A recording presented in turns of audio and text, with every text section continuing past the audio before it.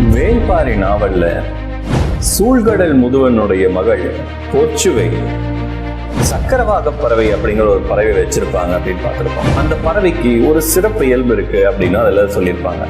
அந்த பறவையை பற்றின குறிப்புகள் இன்னும் சில இடங்கள்ல இருக்கு. அது எங்கன்னா, hi, I am professor Balu, historian and archaeology researcher. History பற்றின பல சுவாரஸ்யமான விஷயங்களை தெரிஞ்சுக்க இந்த சேனலை சப்ஸ்கிரைப் பண்ணுங்க. வேள்பாரி நாவல்ல நம்ம பார்க்கக்கூடிய பலவிதமான அரிய வகையான மரங்கள், செடிகள், தாவரங்கள், உயிரினங்கள், இது எல்லாமே அந்த நாவலை படிக்கிறவங்களை நிச்சயமா ஆச்சரியத்துக்கு உள்ளாக்கும்.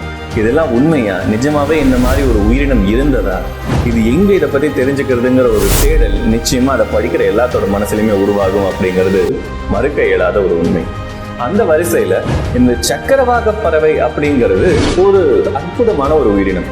அது மழை நீரை மட்டுமே குடிக்கும் அப்படின்னும், அதனுடைய உணவா மழை நீரை மட்டுமே எடுத்துக்கும் அப்படின்னும், மழைநீர் பட்டு தான் சக்கரவாக பறவையினுடைய முட்டையானது பொரிக்கும் அப்படின்னும் அதுல குறிப்பிடப்பட்டிருக்கும். இந்த சக்கரவாக பறவை அப்படிங்கிறது இங்க மட்டும் இல்ல.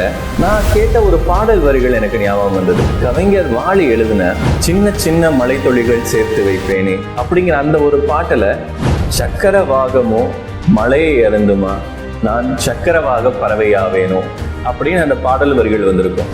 அதை வாலி எங்கேயோ இருந்து தெரிஞ்சு பல வருஷங்களுக்கு முன்னாடி அதை எழுதியிருக்காரு அப்படிங்கிறத பார்த்துட்டு இன்னும் என்னுடைய தேடல் தொடர்ந்தது.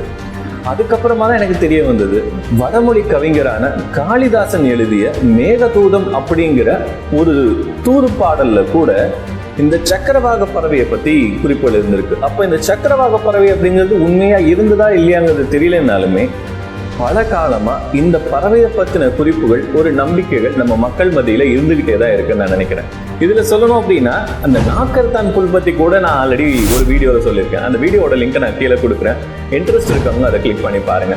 இந்த மாதிரி வேள்பாரி நாவல்ல நீங்க பார்த்து வியந்த ஒரு குறிப்பிட்ட உயிரினம் இல்ல மரம் இல்ல தாவரம்னா எதை சொல்லுவீங்க? அதுல எது உங்களை ரொம்பவே கவர்ந்தது அப்படிங்கிறத கீழே கமெண்ட் பண்ணுங்க.